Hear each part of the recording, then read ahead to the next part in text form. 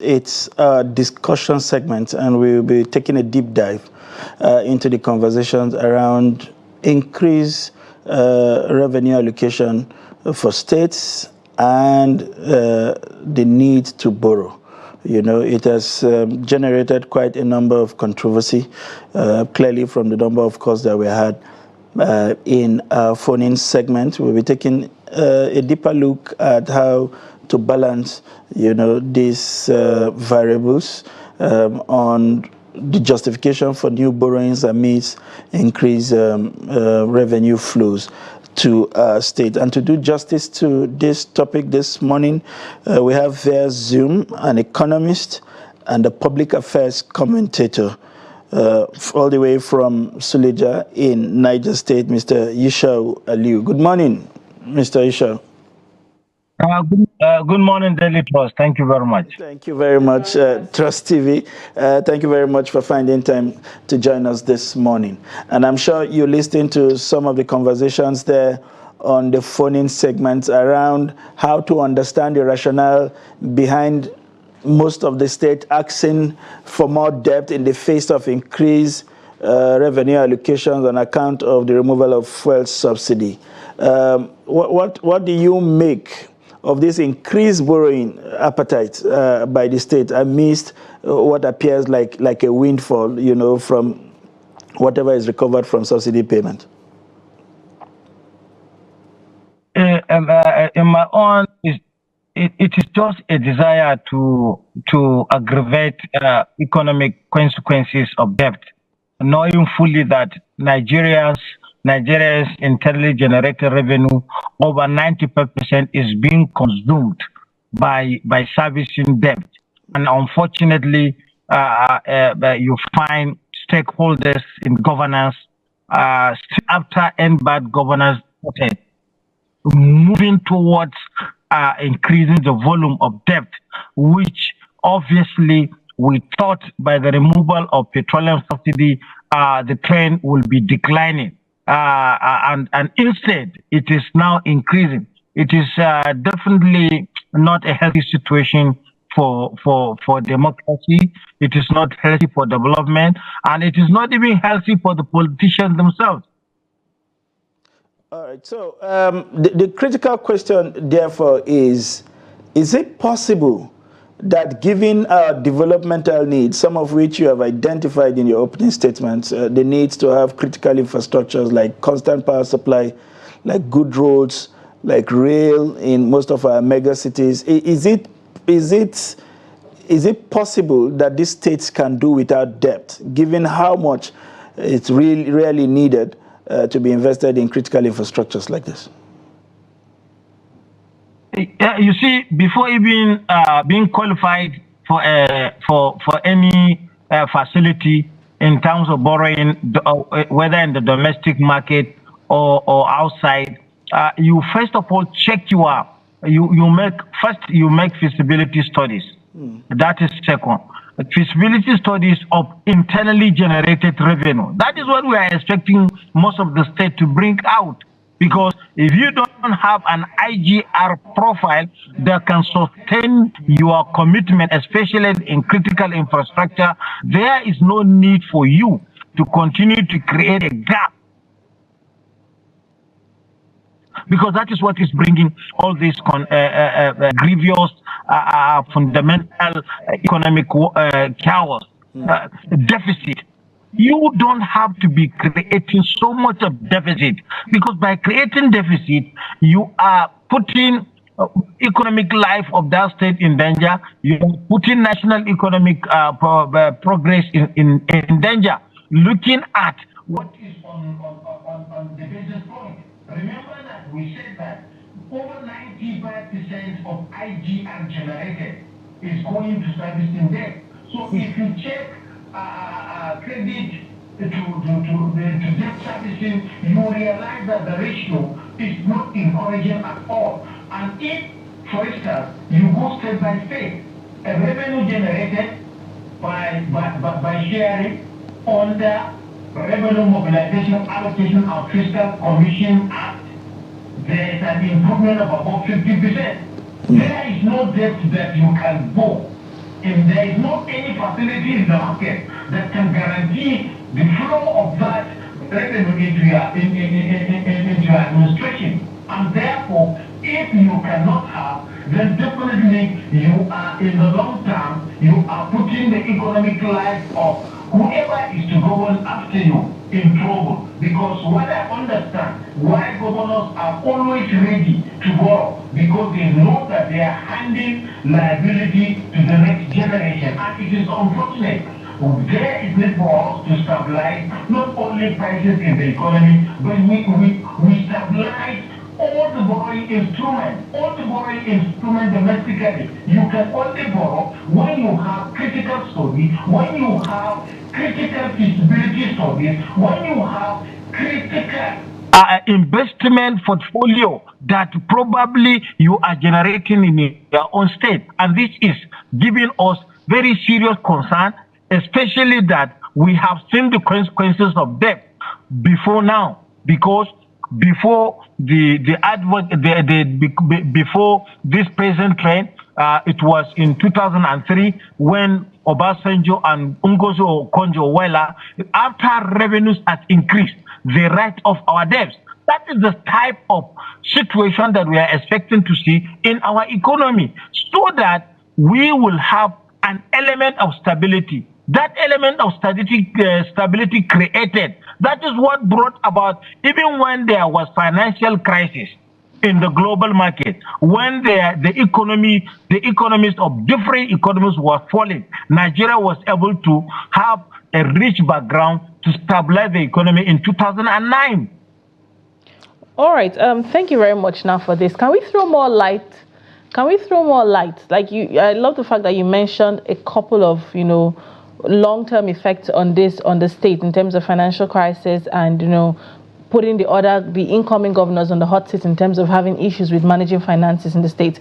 So what more, or what other long-term effects do we have on this? Because it looks like it's not stopping. It keeps on going on. Despite increased allocation, states are still borrowing and not even showing what these loans are being used for or used to finance. So what is the long-term effect on the state itself and the people's trust in the governments?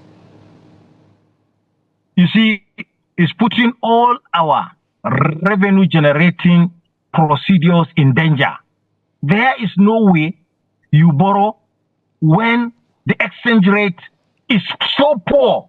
This is the most fundamental crisis which I am seeing, because you borrow $1 when Naira was above 1,500. And if you borrow, you are borrowing with the cost of borrowing and cost of repayment. And these are very critical aspects of borrowing. And not only that one, the basis point at which we are trying to celebrate our democracy, and even if we are to celebrate the removal of subsidy, what is the essence? One of the fundamental issues that some of us believe that it can reduce borrowing. When government revenues enhances, we are expecting the federal government not to go to financial market to continue to borrow, because every point in time, the government at all levels, they are counting gains, and these gains they are counting, we are expecting it to be invested in critical infrastructure. What is required by the state A may not likely to be the situation for state B, but fundamentally, in general terms, whatever revenue that you are seeking to invest in an economy, we have seen a situation where those procedures has not yielded result. And that is why we are in a state of fear. If you check the profile, the debt profile state by state, you realize some of the states that have recorded this high debt profile, there is not any commensurate investment in that state that can qualify that. But at the same time also, it is eroding all the effort being made by IGR, and not only effort made by IGR, even effort made by Nigerians, the sacrifices that we have agreed to take, that is the subsidy to continue to pay high prices of what we consume at the expense of, for our state to be developing, for our state to be using the resources, for our state to stabilize our own profile as far as revenue generation is concerned. There is a lot of danger associated to this borrowing process, which is included in this present situation. Let me call attention of Nigerians to understand, for instance, it is not that people are understanding the role of Comrade Shehu Sani when he stood on ground to stop former governor of Kaduna State from borrowing.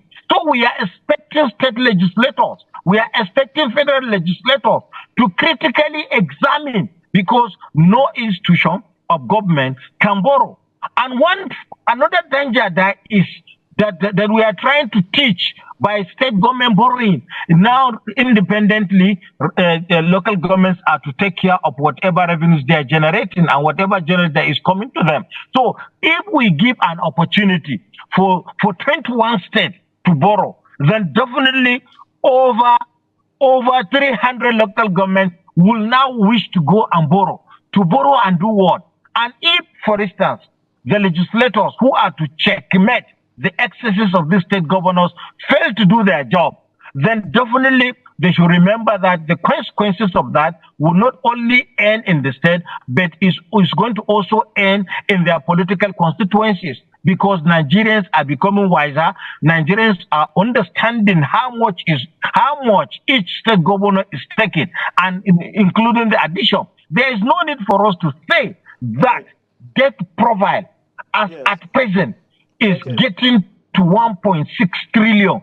This amount is so great that if we take the consequences of taking these funds in the short run, it may look healthier, but if you look at the inflation and you look at what that amount of money can do to our economy, you now put your mind to the repayment schedule, whereby most of the income will be going either they do the project or not. These are our concern presently. Mr. Yusha'u, let us begin to segue to the solution. What can we do, to slow this appetite by the states? Because we know that most of these borrowings are not from, say, the Nigerian Stock Exchange, that would demand certain level of accountability and conditions precedent to draw down. Some of these loans are foreign loans, and because they have sovereign guarantees, the people who borrow them this money do not demand as much accountability as Nigerians would like to see. What role has the federal government to ensure that if you are overexposed, that they do not give you the leeway to borrow these states out of existence?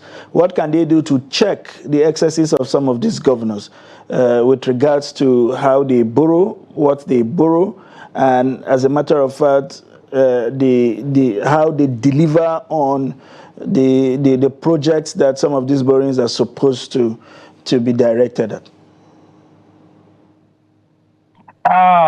The first thing to do is to ascertain the level of commitment that has been achieved from the past borrowing.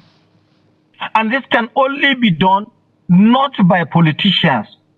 The civil society groups in all states of the Federation should check the debt profile of each state and check the commitments so far. That is one. Second, the federal government also has to check the debt commitment, including the repayment schedule. That repayment schedule is very important, because at the end of the day, our threshold is being jeopardized. Nobody says you should not borrow, but there are certain conditions you borrow. And next, with that is more important, the state governors should limit their appropriation to a certain level with the increase in revenue from the petroleum subsidy. We have that advantage. From first quarter, second quarter to fourth quarter, there is an increase in revenue. That increase in revenue, the state governors should begin to design 2025 budget based on what is on ground and based on the existing one. And they should pay attention to the completion of the commitment so far by the former administration, because I agree that present governors are not likely the ones that have developed the debt profile of their state, but they have already sworn that they are going to protect the wealth and the life of the citizens. So this is fundamental. Fourthly, the National Assembly, the State Assembly must join forces to checkmate excesses. These excesses will become dangerous to the existence of democracy.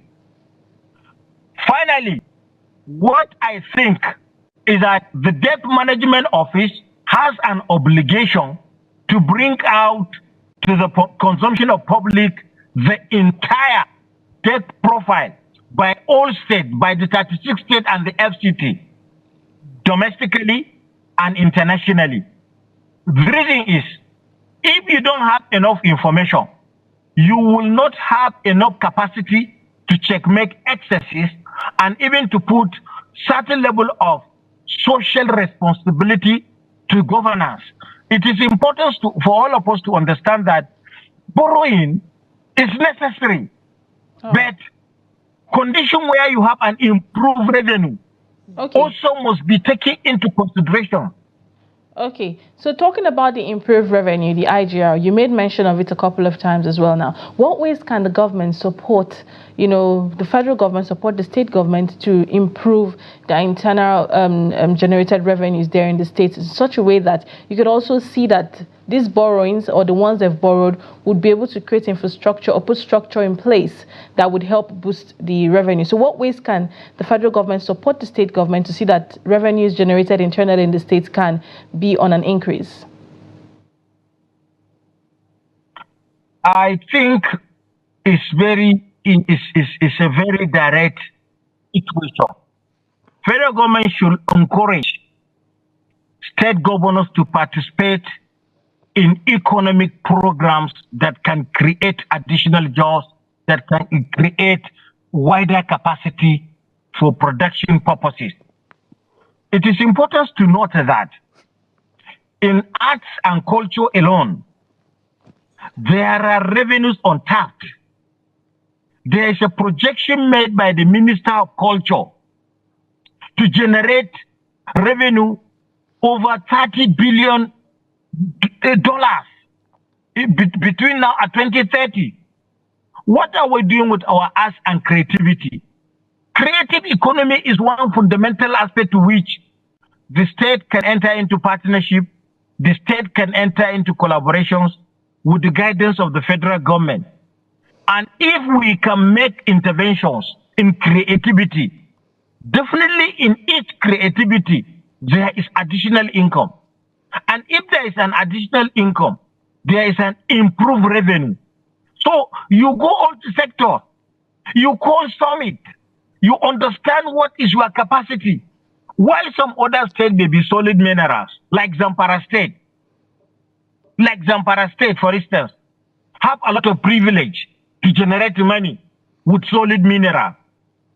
Like River State has a lot of potential to refine TMS, that is to put refinery where they can be generating additional income for the state. So if you check all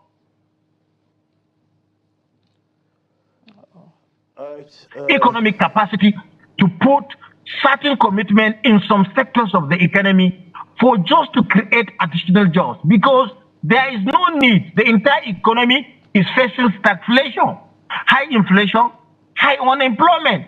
And it is better for us to begin to reduce number of unemployment and underemployment. And for the state also to understand that it can borrow does not mean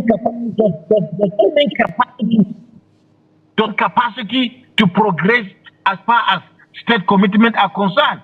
Because we have seen situations where state with the highest borrowing are not state with the highest GDP. We have also seen that the states that have the high borrowing are not states that are highly employed. So there is need for these stakeholders to quickly understand that despite the fact that you are contracted by the citizen to spend 4 years, before even coming, You cannot tell them if you elect me, I will borrow money. That is the first thing politicians will understand. Anytime you tell citizens that if you employ me, I will borrow money and do this and that, you are a failure already. So why must you, after being entrusted, after having an improved revenue, after having a lot of capacity to generate, no state that doesn't have capacity, is it Abia, is it Enugu, is it Kano, is it Jigawa, is it Kebbi State? All of them have capacity, either agric in nature or manufacturing in nature. These are the things you bring. You enter into partnership.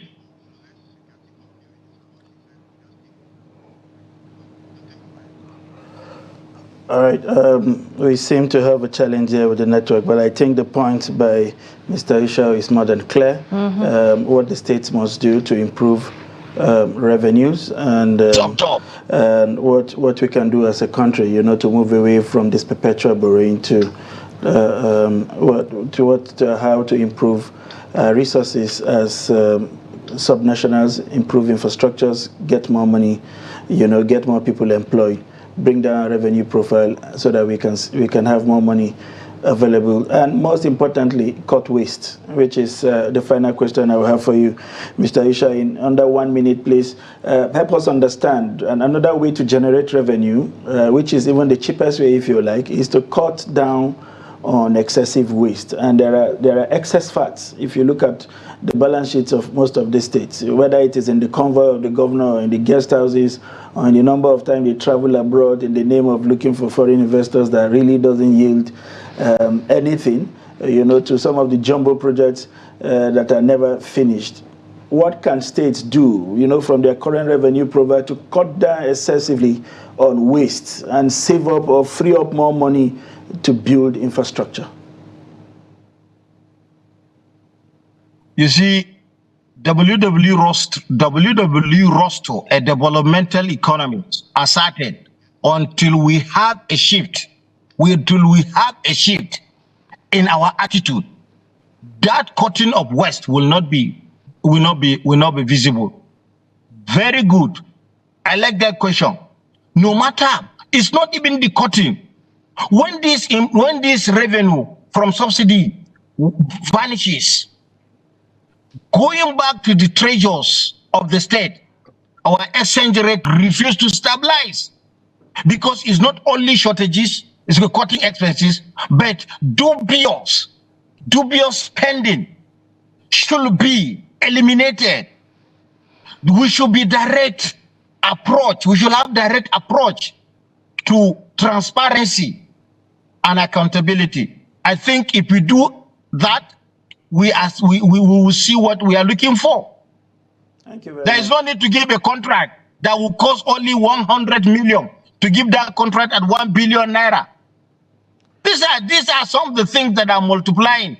You rely on inflation and inflate contract and take away state resources. That is what is going to even transpire, even with the borrowing. So change of attitude. We just have to shift an attitude. If you don't want to mention fear of God, then we mention transparency and accountability. But the ultimate is fear of God. Fear of God. Thank you very much. The governors have always urged us to pray.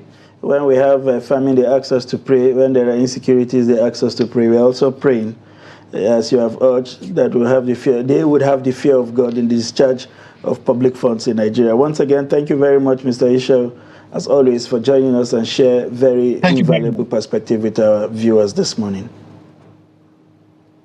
Thank you very much. You have a great day ahead.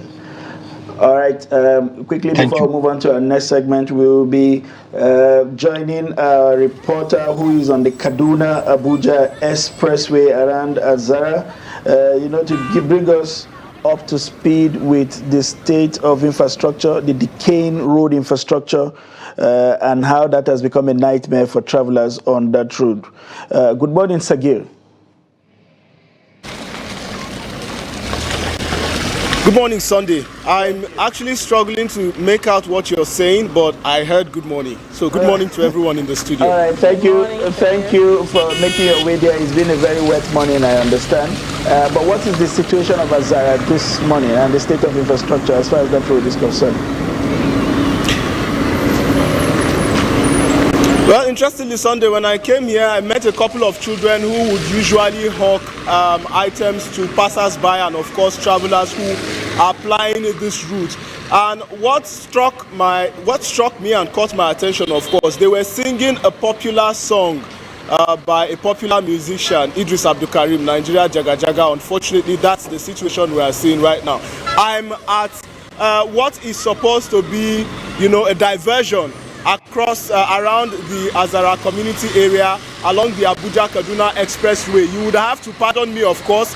There's sort of a bit of traffic this morning because, of course, we have people traveling across the different parts of Nigeria this morning in order to, of course, get goods, services, and, of course, persons across the different parts of the country. This is the situation part of the country. This is the situation in this be a diversion, but unfortunately it has become sort of a nightmare for travelers and, of course, those carrying materials, carrying goods, carrying services, carrying personnel across different parts of the country. In Jere, it's a similar situation here. If you would pan to me with me to this angle, you would see sort of what is supposed to be the diversion becoming a crater, making it difficult, of course, for drivers of heavy-duty vehicles to access this area. For those carrying small vehicles like this Corolla that just passed me, they cannot pass this area at all. Reasons because the crate deep for them to access, and unfortunately for the bigger vehicles who access these areas, they have to do so with quite heavy speed in order to be able to pass here, quite easily. Now, if you this vehicle up, Mr. Cameraman, this vehicle up, Mr. Cameraman, please focus on this vehicle moving.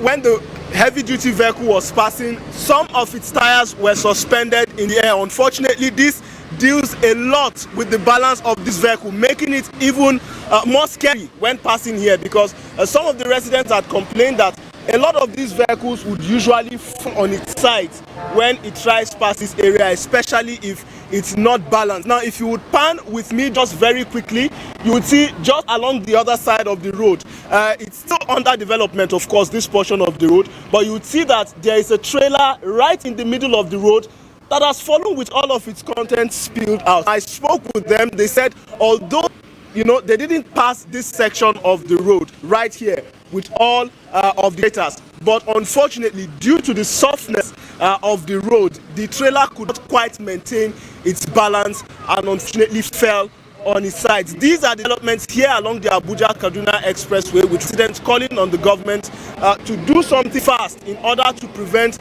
all the damages that they've incurred to their vehicles, all of the damages that they've incurred in terms of accidents and life lost, of course, in order to reduce that to the barest minimum. Of course, the project had 3 tranches: the Abuja-Kaduna tranche, the Kaduna-Zaria tranche, and the Zaria-Kap tranche, 2 of which have neared completion at this stage. But unfortunately, the Abuja-Kaduna section remains to be a nightmare to travelers and residents plying this route. Back to you, Sunday. All right, Sagir, can you tell us whether there are presence of the Federal Road Safety Corps or any arm of the Nigerian Armed Forces or even police that is helping to provide some sort of guidance along that path for motorists and for safety? We seem to see quite a number of them within the town, trying to stop people over registration, but these are places where they should be playing critical role. In all of the places, the critical spots you have visited, have you found these government officials discharging responsibility and ensuring some kind of safety given the terrible nature of this infrastructure? Well, during our trip to this location, of course, we saw some installation around the road. There were men of the Nigerian police force. At some point, we saw men of the Nigerian army. At some point, we saw men of the National Drug Enforcement Agency. That's the NDLEA. They were stationed across different parts of the road. But in terms of the presence of officials of the Federal Road Safety Corps, unfortunately, there is none here to, of course, divert traffic and also control the flow of traffic and the drivers across this route. Basically, if you get to this point, it's a guessing game, and it becomes sort of a quantitative reasoning sort of for these drivers who have to maneuver their ways the best they can in order to avoid damages as much as possible. So in terms of presence of personnel in order to guide drivers from this axis, unfortunately there is none. Back to you in the studio. Thank you very much, Sergey, for bringing us that update. We'll circle around to you, I'm sure, later in the day to get further updates on that development. This is a road where the federal government has expended over 797 billion naira in terms of contracts, and a road not longer than 163 kilometers, critical in linking very vital parts of this country, the food producing belt to the commercial hubs, and you have this kind of challenges running into several years. It tells you, you know, the overall story of the situation of roads in this country. Again, we'll continue to keep tabs on developments on that route and bring you updates, you know, as we are able to get more information. Thank you very much. We will take a quick breather. When we return, it will be time for newspaper review.